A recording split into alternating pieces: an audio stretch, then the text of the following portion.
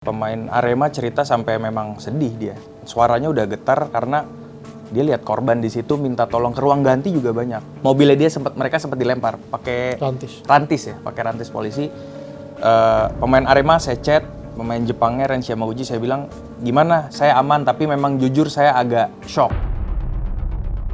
Banyak orang yang tidak bersalah cukup bagus dikorbankan dan dipaksa mundur. Juragan 99 memang sempat dianggap blunder awal, tapi terakhir apresiasinya kan mengaku merasa bertanggung jawab dan minta maaf. Iya. Dua kata itu sebenarnya yang paling penting sekarang sih. Kita bikin code of conduct sama-sama, ayo. Supporter, pemain, klub, wasit, semua stakeholder. Kita sama-sama supaya nggak ada lagi kejadian ini. Karena kan lumayan micu konfliknya bola lah.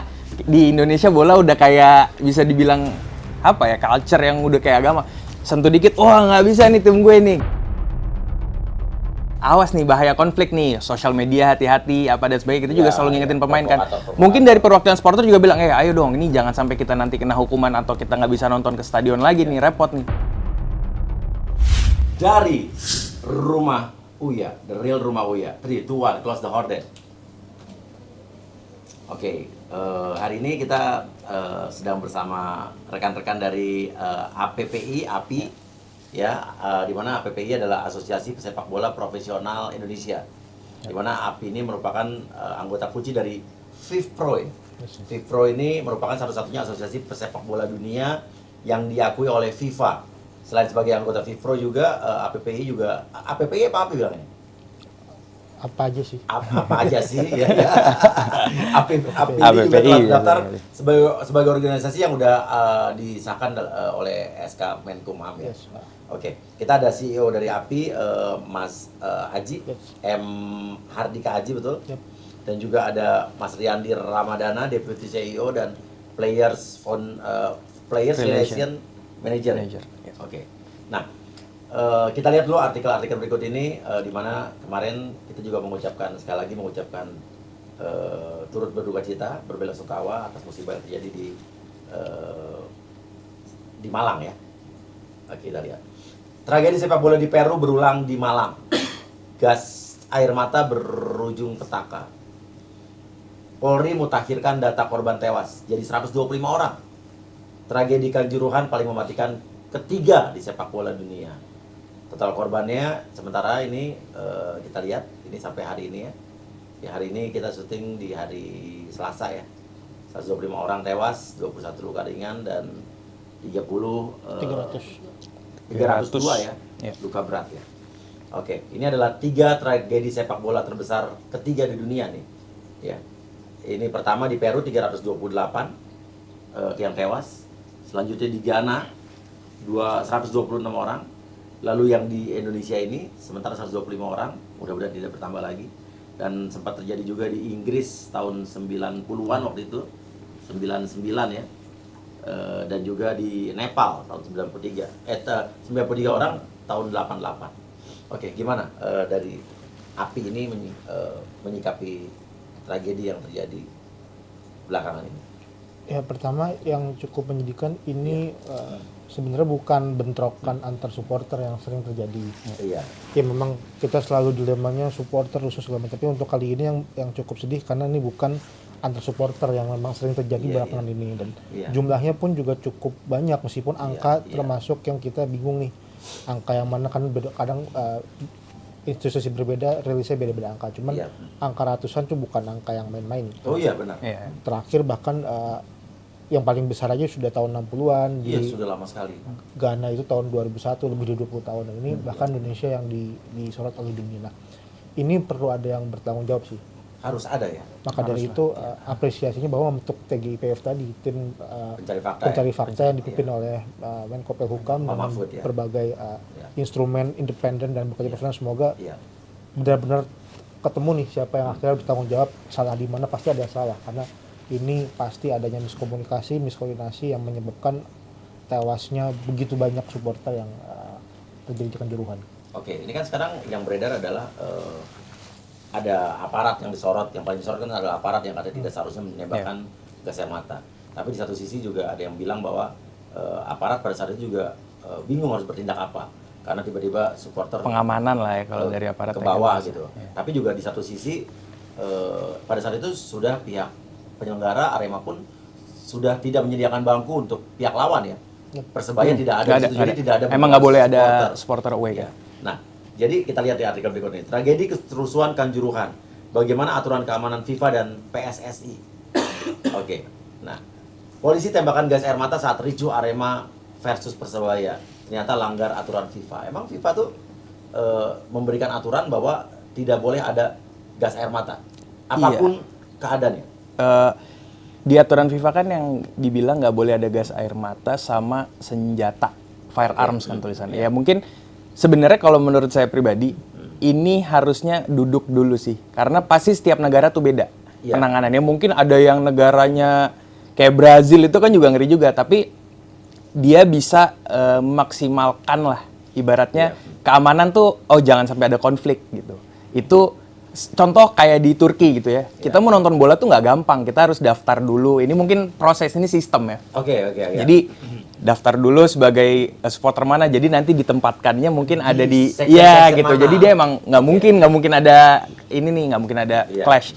Tapi yang di sini kan memang supporter lawan udah nggak ada. Lebih ke memang pengamanan sama supporter.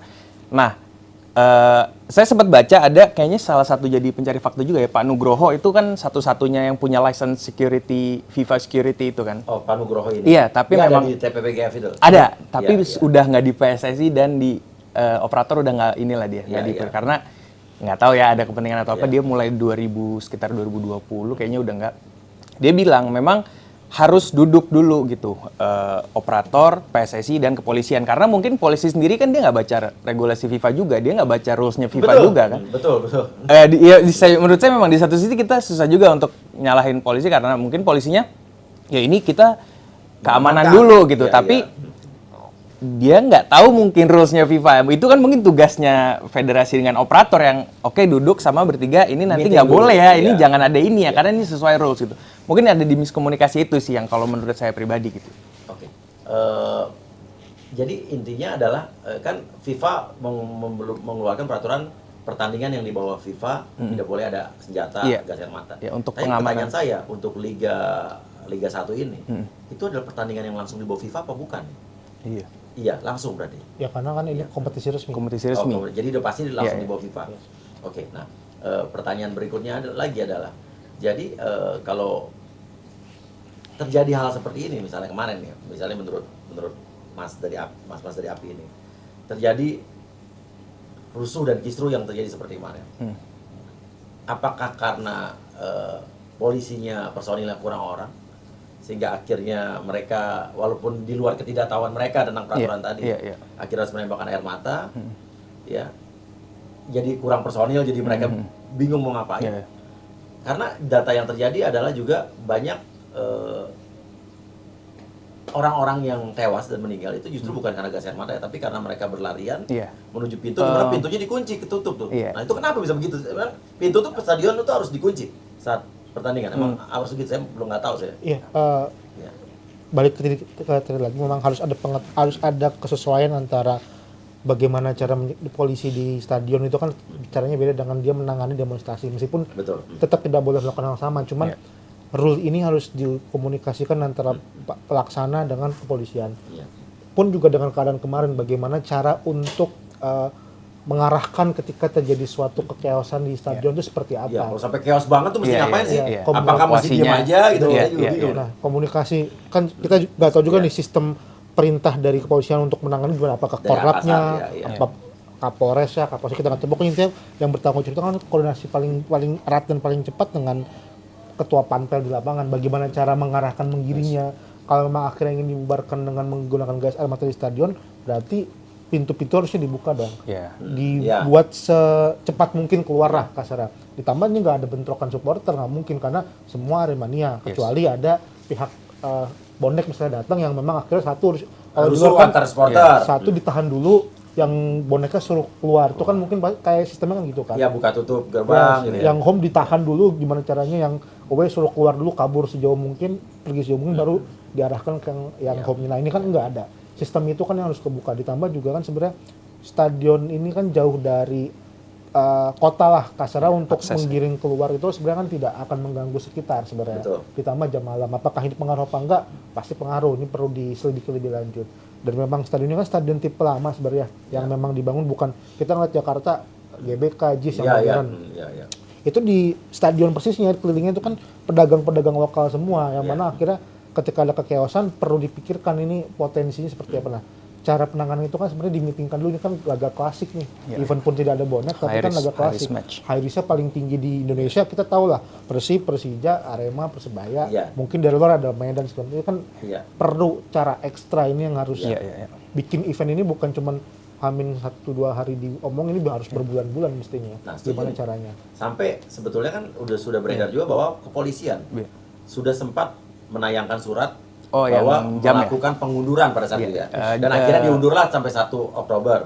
Pengunduran, kalau nggak salah ya, pengunduran match jadwal. Dan juga sudah mengajukan surat bahwa polisi menganjurkan atau menginstruksikan atau memang atau itu nggak tahu instruksi menganjurkan atau apa bahwa pertandingan jangan dilakukan malam hari, dilakukan siang hari. Nah, sebetulnya gimana dalam sepak bola ini sebetulnya gimana sih sampai polisi sudah menginstruksikan bahwa pertandingan jangan dilakukan malam, tapi kok tetap malam? Artinya ini polisi ini, instruksi polisi nggak ada gunanya atau ada kepentingan-kepentingan yang lebih besar di atas yang udah malam aja, kita nggak peduli nih aturan polisi gitu. Ini salah siapa nih? Ya kalau memang pengunduran misalnya gini, pertama memang jam malam ini menjadi polemik, bahkan bukan hanya masalah keamanan supporter tapi kesehatan pemain. Nah, kita telah APP telah komunikasi sebelum liga mulai. Apresiasi adalah memang berubah beberapa jam tapi tidak signifikan. Nah, terjadilah keadaan seperti sekarang. Untuk masalah pengunduran jam yang memang mestinya sore kan sebenarnya ada ketimpangan di 1 hari setelahnya kan ada big match lainnya nih, Persib Bandung lawan Persija dengan cara yang sama tapi diizinkan bermain di pukul 4 WIB. Nah, yang ini kenapa tidak gitu? Alasan apa kan akhirnya memang diminta oleh kepolisian, ke Panpel meminta kepada operator, tapi tidak diizinkan dengan dalih di suratnya atas hasil komunikasi antara federasi, operator dengan pihak host broadcaster. Nah, ini kan alasan itu yang akhirnya perlu disampaikan ketika tidak gini, kenapa tidak diizinkan sore hari. Itu kan yang perlu diungkap nanti oleh tim investigasi. Dan yang keduanya sebenarnya juga cukup jadi pertanyaan ketika kepolisian meminta ini menjadi sore dan tidak diizinkan, kenapa diizinkan untuk yang malam hari? Kasarnya kan kita pemberi izin, kita minta jam sore dong, nggak bisa, lah kan kita yang membuat izin, kenapa akhirnya mengizinkan untuk malam? Ini kan kenapa akhirnya tetap main gitu. Malam gitu. Oh, jadi artinya kembali lagi disalahkan kenapa polisi tetap mengizinkan itu walaupun ada kenapa jangan kan dia meminta secara resmi untuk di sore hari kan. Ketika ditolak kenapa tetap mengizinkan gitu. Nah, ini kan berarti pertanyaan besar nih, ada apa gitu kan ya. Nah, karena seingat saya di tahun-tahun udah lama ya, beberapa tahun yang lalu udah agak lama, saya ingat Kapolda Jateng atau Kepolisian Jawa Tengah pernah menghentikan pertandingan di tengah loh. Karena dirasa ini adalah potensi konflik. Saya ingat pada saat itu pertandingan diberikan, cuma kalau nggak salah alasannya karena dirasa hakim wasit agak memberatkan sebelah, jadi dianggap potensi konflik. Tapi menurut saya itu adalah hal yang benar. Jadi polisi memiliki wewenang yang kuat untuk menghentikan pertandingan. Sampai nggak tahu waktu itu saya lupa dilanjutkan lagi apa enggak gitu kan. Nah, artinya kalau yang di sini sudah diinstruksikan ternyata tetap berjalan dan diizinkan kembali. Dan akhirnya terjadi seperti ini kan sudah diprediksi oleh polisi bahwa akan terjadi seperti ini. Jadi yang harus bertanggung jawab siapa nih? Polisinya, Panpelnya, atau federasi tertinggi apa PSSI-nya, atau siapa nih gitu? Sebenarnya kalau cerita tentang tadi sedikit tidak apple to apple karena pertandingannya berjalan dengan aman sampai selesai, sampai bahkan kasarnya pemain official dan pelatih itu nyamperin lah supporter untuk kasarnya minta maaf nih kalah nih. Itu sudah damai ya, pemain Persebaya juga sudah ke Rantis dan lain-lain sudah siap untuk pergi dari stadion. Untuk yang ke situ kita belum tahu gimana detail, tapi untuk menentukan untuk yang bertanggung jawab jelas paling ya ketika untuk pengalihan massa dari stadion keluar itu kan pasti bertanggung jawab adalah korlap polisi di lapangan. Entah atau gimana tipe komandonya ya, kita nggak ngerti mereka punya intelijen gimana. Kedua ya panitia pelaksana bagaimana cara mengalihkan ketika terjadi kekeosan itu kan harusnya laga klasik chaos itu udah suatu hal yang lumrah terjadi lah apapun alasannya. Nah, gimana mengalihkan tadi yang saya bilang itu kan yang bertanggung jawab kenapa satu pintu tidak dibuka, kenapa dua menggunakan gas air mata, kenapa ketiga lampu stadion dimatikan. Itu kan ada info-info yang ada gas air mata, lampu stadion mati, pintu ketutup. Dan yang datang 42.000. Udah pasti chaos gitu loh. Itu kan suatu hal yang pasti terjadi. Wah, kita kenapa lampunya tidak dibiarkan menyala, kenapa nggak dibuka? Kan Kasada kan pengen, ayo pergi segala mungkin, kenapa? Kan gas air mata tujuannya untuk membubarkan massa kan? Iya. Nah, apakah cara menembaknya juga perlu diperhatikan ketika ada kerumunan, apakah boleh langsung ke arah kerumunan, apakah harusnya ke udara, itu kan pertanyaan-pertanyaan kita juga nggak tahu ya. Tidak langsung ke kita aja pedih, apalagi langsung gitu. Tambah stadion itu kan menganggapnya bahwa ini tidak ada tim lawan, supporter dari lawan, bawa anak, bawa wanita di sana, itu kan pengennya fun kan. Harusnya. Jadi kan kita jadi melihat bahwa sepak bola ini jadi olahraga yang mematikan akhirnya di sini kan. Ini yang membedakan cara treatment kepada, meskipun tidak dibenarkan kepada demonstrasi, kerusuhan, boleh membubarkan, tapi kan ini kegiatan olahraga lah dan hiburan gitu ya. Karena ya balik lagi ke campaign kita waktu kemarin kan juga memang safety for all. Kita ngerasa semua harus aman di dalam stadion. Even itu wasit, pemain, supporter, karena apalagi supporter banyak anak-anak. Kenapa kita waktu itu protes jam malam kan?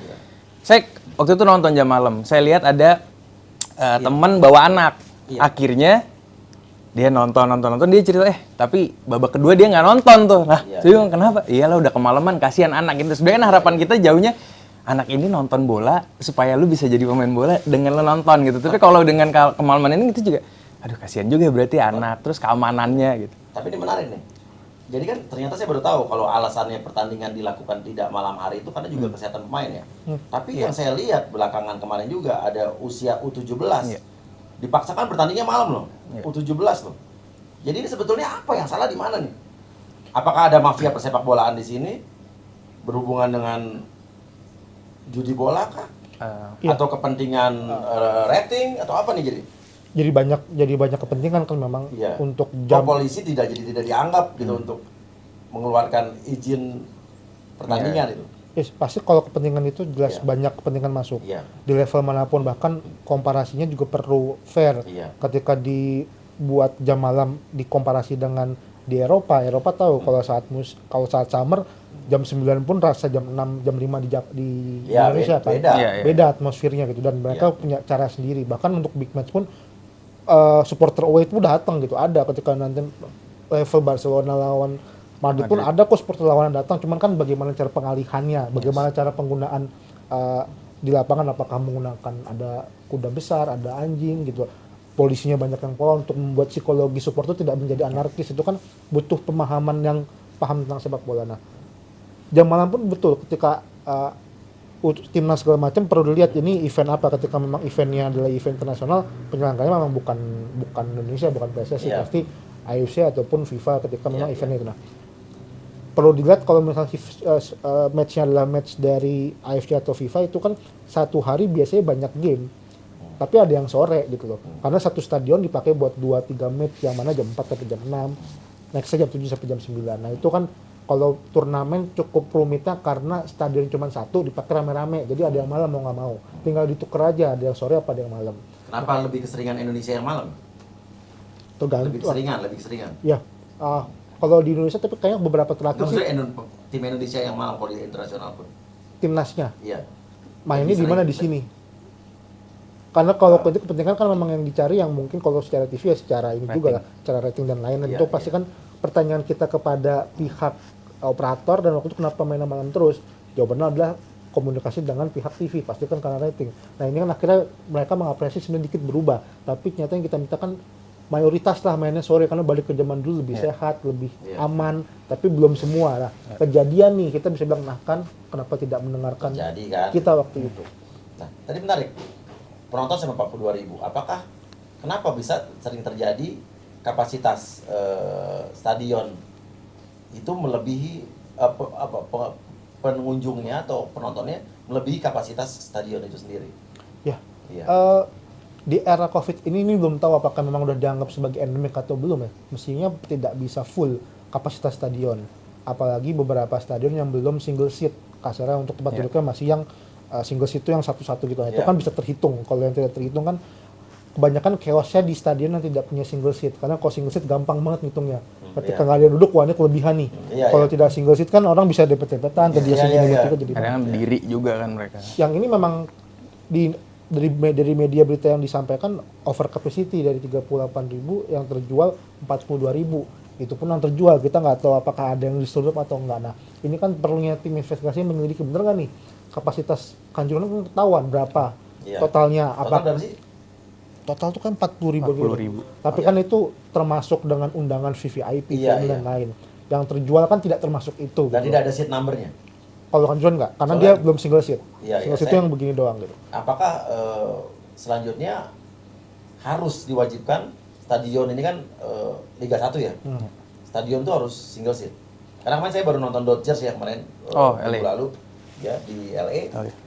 Itu kita tiketnya tuh bener-bener udah ini ada seat number. Computerized, kita scan langsung tahu duduknya di mana. Dan sampai situ tempat duduk kita benar-benar kosong, nggak ada yang nempatin itu. Yes. Ya memang mesti standar FIFA untuk great stadium memang harus single seat. Biasanya makanya stadion-stadion baru dimanapun itu pasti single seat. Even pun di yang Jayapura yang baru ataupun Batakan, Persiba semua pasti pakainya single seat. Ini kan makanya sih Bang, ini stadion lama yang pola pembangunannya bukan dengan cara sekarang. Yang ini yang mesti diantisipasi. Nah, capacity ini kan akhirnya over capacity yang perlu jadi pembelajaran Pantu perlu berkoordinasi dengan pihak kepolisian nanya berapa yang terjual, buktinya mana. Sekarang sih sebenarnya udah cukup oke, beberapa pertandingan di liga sudah dijual online ya tiketnya. Itu kan menolong sebenarnya setidaknya. Tinggal diawasi cara online-nya seperti apa, pembagian tribunnya di mana gitu kan. Oke, dan sampai juga kasus ini menjadi perhatian dunia. Baik. Kita lihat sampai ada Kanjuruhan disaster katanya. Fanatisme dan tragedi dalam sejarah sepak bola. Dan ini juga sampai disiarkan di beberapa TV-TV luar negeri, ya. Nah, tapi kita lihat artikel ini nih. Penyebab tragedi Kanjuruhan dari dua sisi, supporter dan polisi. Nah, menurut mas-mas yang ada di sini, sebetulnya kita kan masih emang menunggu tim gabungan pencari fakta. Tapi kalau kita lihat atau mas-mas lihat, bukan kita lihat ya, karena saya juga kan orang luar yang ngerti. Siapa di sini atau dalam kasus ini sebetulnya lebih kesalahan polisi, karena selama ini kan memang polisi yang disalahkan ya. Dia kenapa menembakkan gas air mata. Tapi di satu sisi juga kita tahu bahwa supporter pada situ turun ke lapangan. Dan menurut di kacamata saya yang saya lihat itu polisi jumlahnya sangat kurang untuk menghadapi supporter yang turun ke bawah gitu kan. Jadi pasti kalau jadi polisi pun bingung kan mesti ngapain gitu kan. Nah, itu gimana? Menurut saya sih kalau kita lihat pitch invaders banyak, di IPL pun banyak, tapi kenapa akhirnya mereka takut? Karena mereka punya rules yang jelas, sistem yang jelas. Dia punya aturan untuk supporter yang jelas gitu. Ini supporter nanti aturan untuk pihak pengamanannya yang jelas, evakuasinya yang jelas itu kan. Mungkin ini sebenarnya semuanya harus berbeda, ibaratnya pemain semua kita harus, oh ini kenapa nih, ini kita harus duduk sama-sama, kita harus bikin, ayo kita bikin code of conduct. Pemain jangan juga provokasi. Kadang mungkin ada juga pemain yang emosi berlebihan jadi provok ke siapa, ke penonton. Wasit juga mungkin harus bikin code of conduct. Ayo fair play. Kalau enggak nanti bahaya nih, konflik nih. Ini high risk match juga. Makanya kenapa di Inggris pasti dipilih wasit-wasit yang top kalau memang menurut mereka ini big match. Ini nggak bisa wasit-wasit yang mungkin baru atau gimana yang pengalamannya udah. Dan yang semua, dan panitia penyelenggara, klub, pihak keamanan gitu. Ayo kita sama-sama duduk bareng. Supporter juga kita ajak. Ayo jangan sampai lah ini parah lah, ini udah sampai 100 nyawa yang hilang gitu. Menurut saya sistem sih harus lebih diperjelas, karena kalau memang sistemnya udah semua bisa dari federasi, bisa dari operator. Yang tadi saya bilang kita bikin code of conduct sama-sama, ayo supporter, pemain, klub, wasit, semua stakeholder. Kita sama-sama supaya nggak ada lagi kejadian ini, karena kan lumayan micu konfliknya. Bola lah di Indonesia, bola udah kayak bisa dibilang apa ya, culture yang udah kayak agama. Sentuh dikit, wah nggak bisa nih tim gue nih gitu. Padahal ayo sama-sama bikin, jangan sampai ada konflik besar gitu. Kita lihat ada yang mungkin nyalain polisi, ada yang mungkin nyalain supporter. Karena menurut saya ya balik lagi, kekerasan ini kan yang jadi permasalahan gitu. Kita harus ya memang stop kekerasan ininya sih. Dengan mungkin kita bisa bikin sistem yang baik, ayo kita duduk sama-sama untuk supaya nggak ada kekerasan di dalam lapangan, supaya semuanya bisa aman dalam lapangan. Pertandingan juga jalannya berlangsung seru gitu, anak-anak juga bisa nontonnya juga lebih seneng. semua juga ngerasa aman itu sih kalau menurut saya. Dan kekalahan Arema nih baru pertama kali dalam 20 tahun, 23 tahun terakhir ya? Apa udah pernah juga? Kekalahan Arema dari Persebaya? Kayak beberapa game tuh mereka sempat kalah. Sempat kalah. Ini hal yang sebenarnya kalau menang sih biasa. Iya. Dan tapi ngelihat kasus ini kan waktu itu sempat juga kan waktu Persija beberapa tahun lalu akhirnya, tapi yang meninggalkan supporter yang di luar gitu ya. Iya. Nah, tapi ini terjadi lagi dan akhirnya ini sangat parah sekali. Sampai Indonesia mendapatkan sorotan di dunia dan ini kasusnya sekarang nomor 2 dan nomor 2 sekarang pindah nomor 3 kurang lebih begitu ya. Iya. Terbesar di kasus di dunia, kematian dalam dunia persepak bola di dunia. Nah, ini harus gimana? Kan Jokowi sudah bilang menghentikan sementara. Menghentikan sementara ini berapa? Hitungan seminggu, 2 minggu? Apa musim ini harus ditiadakan sama sekali sampai ini semua beres? Karena kan tadi membuat regulasi seperti ini kan bukan perkara seminggu 2 minggu ya. Pasti. Tim gabungan pencari fakta juga tidak akan secepat itu. Memang kalau menurut saya terdekatnya kita duduk sama-sama dulu. Iya. Semua stakeholdersnya ayo. Iya. Wasit, pemain, supporter, mungkin ada perwakilan supporter, klub juga, federasi, operator, ayo kita bikin paling dekat. Mungkin regulasi kan pasti ya butuh waktu lama lah. Iya. Ya udah kita bikin ayo code of conduct dulu apa yang pemain harus lakuin dengan mainnya secara fair play, jangan sampai ada provoke ke supporter lawan, jangan, karena kan ya kita kan memang lebih fokus ke pemain, kita asosiasi pemain, kita juga sering bilang, tolong sikap juga bisa dijaga karena awas nih bahaya konflik nih, sosial media hati-hati apa dan sebagainya, kita juga selalu ngingetin pemain kan. Mungkin dari perwakilan supporter juga bilang, ayo dong ini jangan sampai kita nanti kena hukuman atau kita nggak bisa nonton ke stadion lagi nih, repot nih. Dari klub juga mungkin mereka bikin aturan yang jelas. Dari operator juga mungkin mereka harus kasih kepastian keamanan untuk penonton yang datang, untuk pemain juga bisa lebih safety gitu. Yang menurut saya sih terdekat ya konkret itu dulu. Ayo kita duduk sama-sama. Apakah mungkin ke depannya apabila ada satu kasus besar yang terjadi di dalam pertandingan sebuah klub atau diakibatkan juga oleh supporternya atau diakibatkan oleh pemainnya gitu kan, apakah memang harus ada tindakan tegas yang benar-benar sudah sanksinya berat sekali, dikeluarkan dari liga mungkin atau diberhentikan atau gimana? Di Inggris kan PCN Feder mungkin 1 tahun ya nggak boleh masuk stadion lagi gitu kan ya. Itu harus sih, makanya itu kan nanti balik lagi ke aturan gitu. Kita awalnya untuk terdekatnya kita bikin code of conduct, tapi kalau kalian nanti nggak patuh ya pasti akan ada hukuman yang memang kalian dapat gitu. Jadi supporternya juga sama-sama tahu nih. Kalau ada tindakan yang merugikan bukan supporter, pemainnya semua. Rusuh, ibaratnya yang memprovokasi akhirnya rusuh. Ya, wasit kan juga, wasit juga lo harus fair play. Ini awas nih big match nih, jangan sampai lu bikin kesalahan-kesalahan yang fatal banget nih akhirnya sampai penonton rusuh dan lain-lain. Terus mungkin ke pihak keamanan juga awas, jangan sampai ada gesekan juga sama supporter. Mungkin benda-benda ya kita bisa bilang gas air mata mungkin jangan digunakan atau mungkin yang lain-lainnya atau mungkin cuma gunain tameng. Karena kita juga lihat kan banyak PCN Feder masuk tapi mungkin keamanannya dia nahan gitu, dia nggak sampai nyerang supporter. Itu yang mungkin bisa sama-sama kita ngomongin, ayo gitu, ini mau gimana nih supaya memang ya apa ya, sepak bola kita udah harus lebih baik lah. Sayang timnasnya ini udah lagi ini nih, kalau liga dan lain-lainnya kita masih kayak dulu-dulu aja, sayang banget lah sebenarnya. Ya karena kan juga supporter, jadi kalau ada sanksi itu harus berpikir betul. Yang gue lakukan ini bisa merugikan klub gue gitu kan.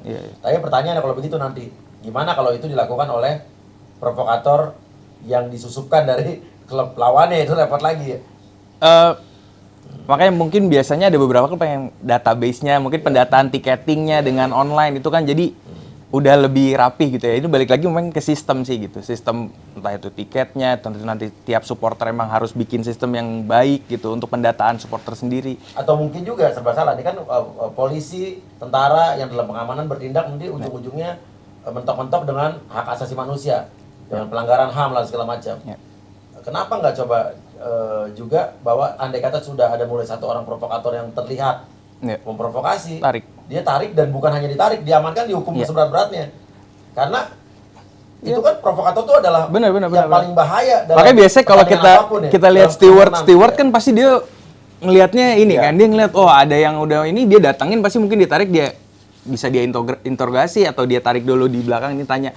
Kayak waktu itu kan sempat ada tuh PCN Feder juga timnas masuk, terus Pak Nugroho itu yang ngamanin.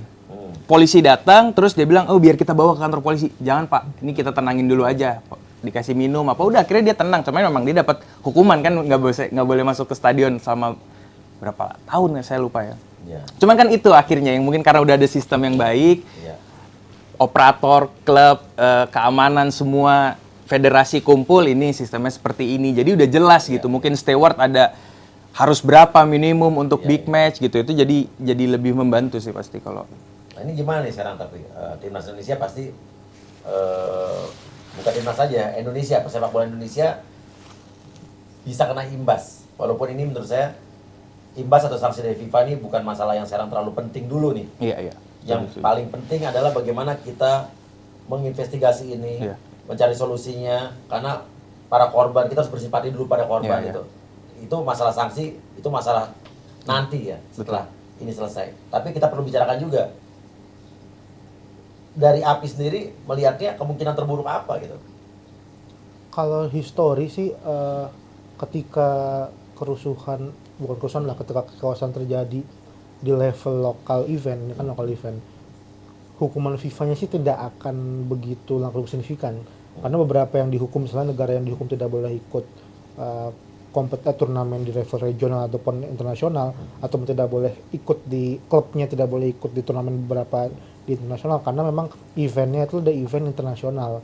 Ini kan eventnya lokal event yang memang yang memungkinkan akan dikhawatirkan, menurut saya FIFA mengkhawatirkan justru peluang menjadi host tahun depan.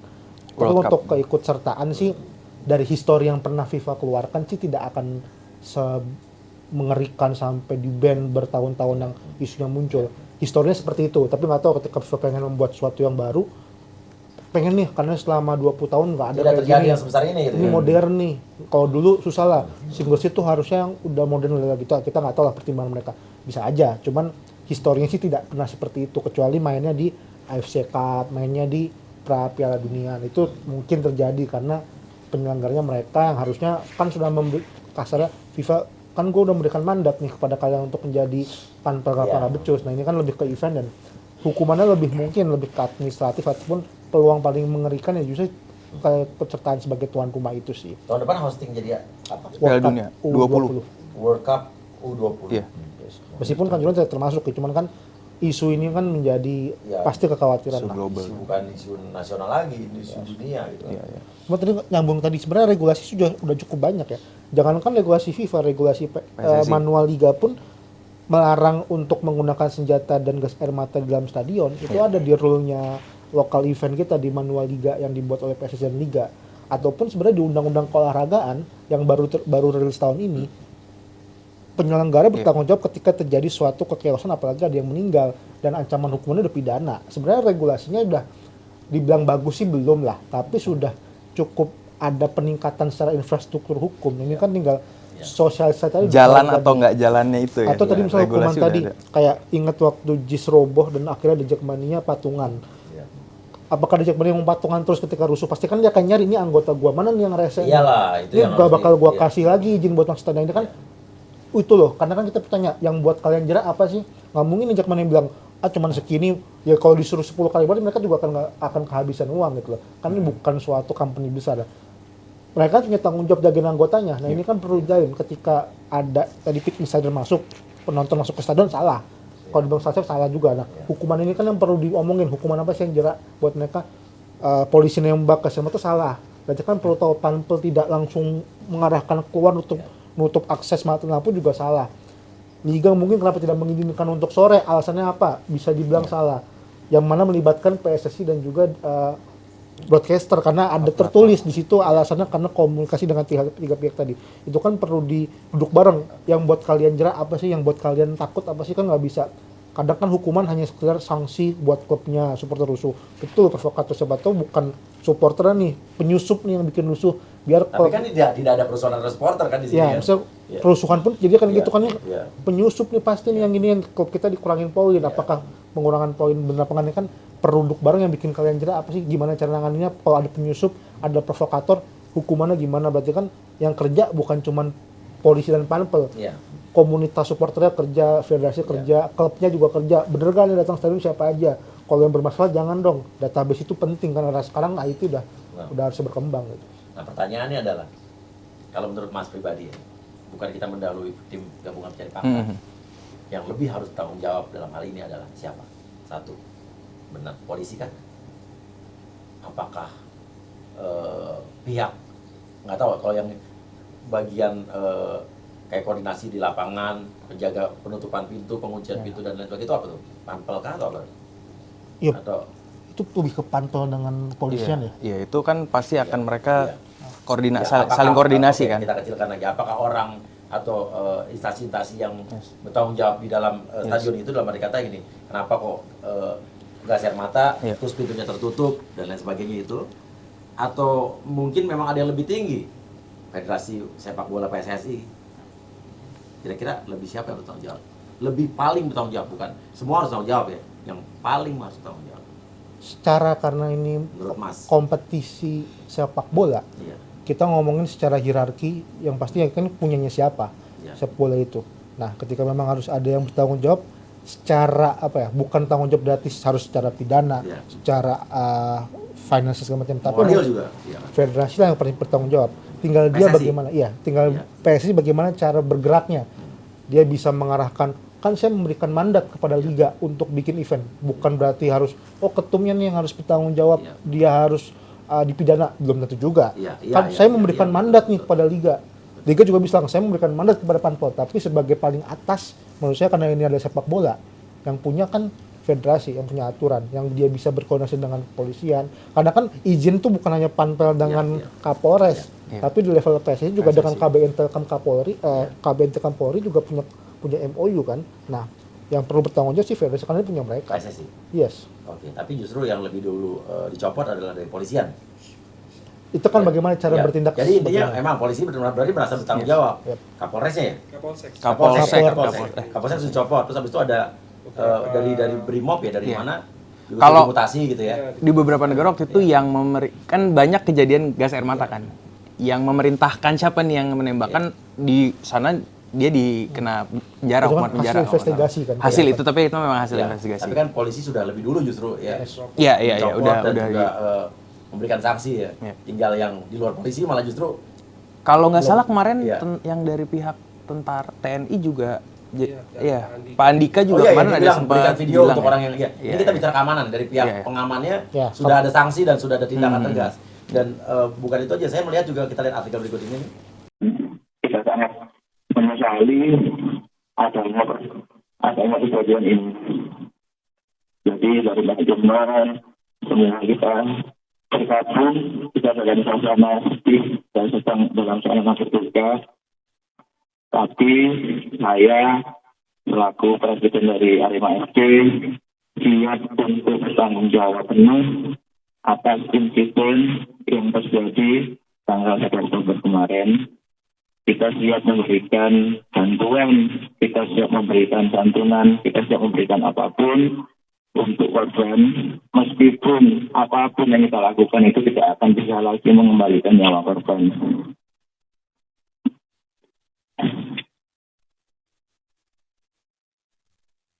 Dan juga sebenarnya pagi ini saya bersama dengan tim dari Arema akan melaksanakan tabur bunga bersama-sama di stadion. Tapi karena hari ini saya ditugaskan manajemen untuk hadir jam 10 untuk respon, maka saya di sini.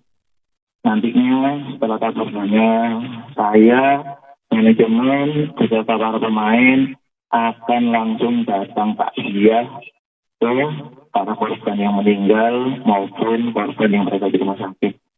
Kita akan datang, kita akan memberikan bantuan, kita akan memberikan santunan, dan tentunya kita akan memberikan semangat kepada mereka atas kejadian yang menimpa kita semua. Dan juga tentunya, nah ini kita lihat Juragan 99, terus Mas Ali Rifki sebagai apa tuh, manajer. Justru yang lebih lebih berempati dan bersimpati dan lebih melakukan tindakan-tindakan terlebih dahulu untuk para korban, menguji para korban, memberikan santunan gitu kan. Tapi dari yang lainnya mana nih? Ya itu yang kita tunggu. Yang lainnya kan nggak ngapa-ngapain. gitu. Jujur aja itu masih kita Iya. tunggu sih, apa kita mau ayo kita duduk sama-sama kita bikin sesuatu, supporter, pemain, wasit, semua stakeholder lah kita kumpul. Bentuk tanggung jawab itu Iya, itu masih kita, jujur masih aja, ayo dong. Iya. Kita masih nunggu sih gitu. Kan saya malah justru saya salut nih lihat beritanya kemarin Mas Gilang ya. Iya. Mas Ali Rifki yang Iya, lebih langsung. lebih cekatan, lebih dan terlebih dahulu memikirkan bagaimana para korban dulu gitu. Iya. Yang lainnya belakangan gitu kan. Saya juga kemarin bukan menyesalkan sih.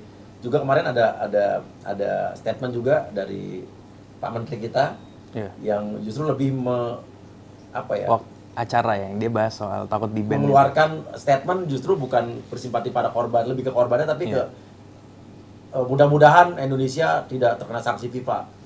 Itu dulu gitu kan. Iya. Padahal sebetulnya harusnya bukan itu dulu yang di. Ini ada korban banyak banget. Iya. Ya kalau Juragan 99 memang sempat dianggap blunder awal, tapi terakhir apresiasinya kan mengaku merasa bertanggung jawab dan minta maaf. Iya. Dua kata itu sebenarnya yang paling penting sekarang sih. Nah iya benar itu yang Caranya bagaimana ya itu yang serah keren dia sih. lah gitu kan. Iya. Makanya tadi cara bentuk tanggung jawabnya apakah dia membentuk meeting untuk menyelidiki secara internal ataukah menyerahkan ini kepada pihak yang lebih berwenang, karena ini udah bukan isu sepak bola. Jangan ngomongin football law lagi, meskipun ada lah. Kan dianggap intervensi nggak nih? Udah nggak, ini udah mati, udah ratusan lah. Kalau masih mau memisahkan, karena kan ada tuh regulasi bola versus football law versus national law itu selalu menjadi pertentangan ketika ada case. Nah ini udah harus hapus karena cara bertanggung jawabnya itu kan nggak tidak bisa cuma sebatas kita akan donate sekian puluh juta, angka nggak akan pernah bisa sebanding dengan nyawa, karena cuman caranya itu ketika memang satu persatu sudah mulai ada yang bertanggung jawab, polisi sudah mengganti, apakah cepat atau enggak kita nggak tahu. Iya. Tapi minimal sudah ditindakan ya kan. Panglima TNI udah bilang akan dipidana ketika memang ada yang benar seperti itu. Yang kasar ya. Karena itu bukan lagi one by one yang menganggap keancaman di belakang, itu pidana nih. Gitu. Dari sisi lokalnya Aremanya, presidennya sudah bilang saya bertanggung jawab dan akan siap menerima sanksi apapun. Caranya bertanggung jawab seperti apa kan kita tinggal tunggu. Di level lainnya nih yang memang harus punya. Itu elegan menurut saya dari Arema cukup elegan. Sebenarnya yang ditunggu oleh publik kan cuma dua kata itu. Saya bertanggung jawab dan saya akan menerima sanksi apapun ketika ada, dan saya akan menyelesaikan ini kan yang ditunggu-tunggu lah. Apakah yang lain yang masih diam aja nih cenderung cuci tangan? Kita harus suzon, mungkin belum. Ya belum ya. Oke, pertanyaan saya, apakah yakin juga bahwa tim gabungan pencari fakta ini bisa cukup diandalkan?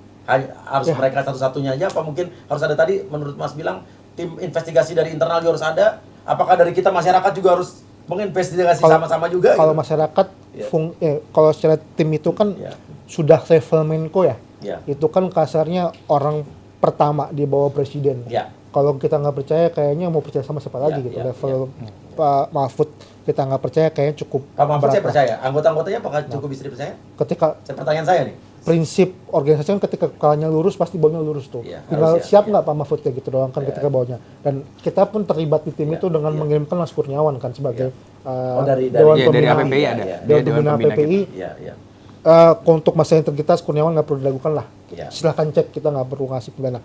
Tim-tim ini kan nggak berkenal. Kalau untuk publik perlu, karena ini pemerintah, apapun yang dikerjakan pemerintah kita kan punya fungsi pengawasan. Media-media, misalnya beberapa media pengen investigasi sendiri, monggo mengumpulkan, ada beberapa kayak analisis segala macam. Kalau ada yang video kasih kita dong, kita pengen investigasi juga. Itu kan fungsi publik dan media untuk buat itu. Bahkan Aremania pun udah bikin ultimatum 7 hari tidak ada yang bertanggung jawab, kita akan gerak sendiri nih. Keren. Dan mereka bilang kita ngaku salah, ada anggota kita yang turun lah pitch dari tadi. Cuman yang si 125 yang meninggal ini loh, ini harus ada yang tanggung jawab. Kalau 7 hari pemerintah nggak bisa menyelesaikan, kita yang turun tangan. Saya juga ikut turun tangan, Mas. Nah, semua harus berterlibat. Kita pun juga nggak bisa, udah ada Pak Mahfud deh, kasar nggak juga. Kita harus kontrol, karena kan jangan sampai lewat lagi nih, karena ini udah bukan angka main-main. Sebelum ini ada kasus juga yang di Bandung yang 2 meninggal karena memang tapi bukan kompetisi resmi lah. Cuman kan tetap aja ini sebenarnya harus evaluasi. Apa mungkin cuma 2 deh selesai, nggak juga. Tapi kalau udah angkanya seperti ini udah nggak bisa cuma dianggap ini adalah suatu misleading segala macam dan akan kita tunda cuma 2 minggu habis itu nggak bisa gitu sih. Karena saya juga orang Malang, Mas. Bapak saya Malang, ibu saya Bandung, jadi Persib dan Arema saya. Bingung kan ya? Cross culture ya. Tapi saya emang dua-duanya, Mas. Iya. Dan saya juga merasa harus andai kata suatu hal yang menurut saya tidak tidak pada tracknya saya pasti akan turun. Iya. Dan pertanyaan terakhir harus dijawab, Mas. Siapakah lagi yang kira-kira harus mundur sebagai bentuk tanggung jawab? Kita lihat banyak kan kejadian-kejadian yang saya bertanggung jawab, saya mundur. Gak usah diberhentikan, gak usah dipecat, gak usah dikasih sanksi, mundur duluan. Valentino jebret tuh, keren tuh, Mas Jebret dari komentator. Former CEO kita kan. Oke, Iya, dulu dia CEO. Keren loh itu. Dia kehilangan jobnya dan segala macam, ya mundur atas dasar simpati pada. Karena gini, kalau menurut saya pribadi, mundur juga mungkin bukan jadi apa ya? Bisa dianggap lu mau kabur lu. Oh, mundur bukan berarti harus kabur ditanggung jawab. Iya, makanya menurut saya, oke ini harus tanggung jawab dulu, selesaikan dulu. Urusan nanti setelah itu mundur ya itu udah urusan dia lah. Siapa yang setelah tanggung jawab harus mundur kira-kira? Saya sih sejujurnya masih nunggu investigasi, maksudnya nantinya siapa yang emang kelihatan. Kira-kira. Karena jujurnya saya masih harus lihat investigasi. Ya kita harus sama-sama lah, kita harus sama-sama menghormatin udah dibentuk tim investigasi. Bukannya saya nggak mau mundur, tapi karena jujur kalau dari saya pribadi mundur juga bukan apa ya, bukan bisa dibilang ya tanggung jawab deh, at least tanggung jawab dulu. Lu mau ngapain gitu? Urusan nanti dia mundur atau mau apa ya itu udah mungkin balik ke dia gitu ya. Cuman at least tanggung jawab dulu sekarang mau bikin apa gitu. Jangan cuma memang ya mungkin kita minta maaf, oke lah itu udah wajib lah, itu udah kayak gini. Cuman mau bikin apa? Oke, selanjutnya ke depan kita mau ngapain gitu. Ini udah terlalu banyak korban. Ini dulu nih ayo gitu. Saya nggak menuntut untuk siapa untuk mundur, nggak. Ayo tanggung jawab sama-sama kita mau ngapain. Kalau menurut saya sih itu dulu ya untuk sekarang. Satu, mundur bukan budaya yang sering terjadi di kita lah. Ini cukup berat dilakukan oleh semua orang. Budaya kita kan karena budaya kita pantang mundur ya, maju terus pantang mundur ya. Jadi jarang orang harus mundur pun nggak akan mundur ya. Bukan jarang malah, nggak ada level manapun lah. Kemarin kepala daerah juga ada yang mundur gara-gara apa ya? Dia merasa salah ngomong atau. Oh, Pancasila. Ya Pancasila. Itu keren. Cam Valentino Jebret keren. Ya. Nggak itu sekarang kenapa apa salah slogan maju terus pantang mundur salah ya? Bisa jadi. TPM. Karena ya bukan culture, jadi merasa tidak punya tanggung jawab. Apakah tekanan mundur itu dirasa politis? Pasti kan anggapnya kan, oh ini pasti geng sebelah nih yang minta kita mundur di level apapun ya. Cuman di level ini buat mundur saya lebih merasa harus punya tanggung jawab. Cara seperti apanya? Salah satu opsinya adalah dengan cara mundur. Ketika saya menyebut tadi nama federasi. Tapi apakah harus level mana pun? Kan ada bagiannya. Apakah memang setiap orang punya hak membela, oh saya sudah mandatkan kepada si ini, dia yang harus bertanggung jawab. Nah itu yang takut akan terjadi, Mas. Akhirnya ada yang dikorbankan, ada yang dijadiin bumper. Itulah. Ada yang udah lu aja deh gitu kan. Itulah perlu kehati-hatian ketika mengungkap kata mundur dan memecat. Apakah Kapolres Malang itu bersalah? Kan belum tentu. Iya. Padahal yang blunder yang ngomong bukan beliau waktu ngomong Mas Fitra. Hal itunya kan yang perlu kita cara investigasi monitoringnya bukan dengan cara memaksa untuk secara politis, tapi lebih melihat ketika memang ada penemuan yang lebih komprehensif, gerakan masif harus dilakukan. Oh, ini saya bersalah di sini. Misalnya surat keluar dari LIB kenapa dirubah untuk menjadi tidak diizinkan? Tekannya terus di route-nya. Dari udah nggak diizinin malam tiba-tiba jadi sore. Iya. Tekannya terus, siapa tahu di route-nya dipaksa juga. Kita nggak tahu. Oh, ada yang menekan lebih tinggi lagi. Menurut saya itu poinnya dari situ, Mas. Itulah ketika masa di route-nya harus mundur. Paling poin utama yang harus diselidiki. Karena jadinya banyak orang yang tidak bersalah cukup bagus dikorbankan dan dipaksa mundur. Siapa orang yang melebihi polisi di sini?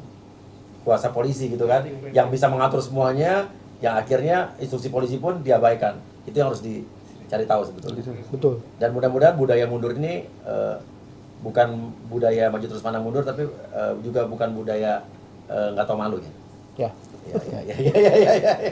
Oke, gampang. Kita diskusi ini juga bagaimanapun kita untuk mencari solusi juga. Ya agar kasus ini tidak terjadi lagi di Indonesia, di negara tercinta ini. Karena persepak bola Indonesia gimana kalau mau maju, kalau masalah klasik seperti ini terulang lagi, bahkan ini sangat menyedihkan sekali. Ya.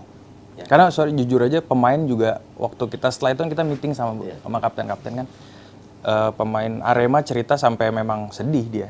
Dia lihat cerita ke kita pun gemetar. Dia gemetar, kita via Zoom dia suaranya udah getar karena dia lihat korban di situ minta tolong ke ruang ganti juga banyak. Terus saya langsung, karena setelah kejadian saya langsung, karena saya players relation, Saya coba tanya ke pemain Persebaya, saya tanya nggak ada masalah kan, nggak ada yang kena pukul atau apa. Dia bilang, oh enggak, aman kita karena kita langsung masuk ruang ganti dan langsung mobilnya dia mereka sempat dilempar pakai rantis ya, pakai rantis polisi. Pemain Arema saya chat, pemain Jepangnya Ren Yamaguchi, saya bilang gimana, saya aman tapi memang jujur saya agak shock. Trauma Mas. Pasti. Pemain asing mungkin datang ke sini dia kaget sih. Dia sampai gila ya. Terus pemain-pemain dia bilang saya titip aja pemain muda. Saya takut pemain muda traumanya mungkin bisa kebawa sampai nanti, padahal dia yang bakal nerusin pemain-pemain sekarang gitu kan. Dan yang kemarin ya itu ada salah satu pemain Arema yang jujur dia getar sih pas dia cerita, karena ya dia sedih banget lah, banyak korban di ruang ganti, di lorong itu minta tolong, teriakannya kedengeran kan. Dan saya pribadi melihat ini tidak ada kesalahan pemain di sini. Pemain Arema tidak bersalah menurut saya. Pemain Persebaya juga tidak bersalah. Wasit sudah melakukan tugasnya dengan baik. Ya kan? Bukan salah klub. Bukan salah supporter, bukan salah polisi, tapi mungkin salah oknum-oknum. Kita nggak tahu apakah oknum polisi, ada oknum supporter. Atau mungkin ya tadi oknum-oknum yang lebih tinggi di atasnya, panpel, yang membuat pertandingan ini akhirnya jadi seperti itu. Yang harusnya malam, harusnya siang, sore, kok jadi tetap malam. Ya, oke. Terima kasih banyak, silakan kasih komentar. Ya, sekali lagi itu berduka cita untuk para korban. Ya, untuk Arema juga saya turut berbela-sungkawa. Semoga keluarga yang ditinggalkan diberikan ketabahan. Terima kasih banyak Mas. Ya, wassalamualaikum warahmatullahi wabarakatuh. 2 menit saja. Oh baby please don't go, agar dapat ku melepaskan semua.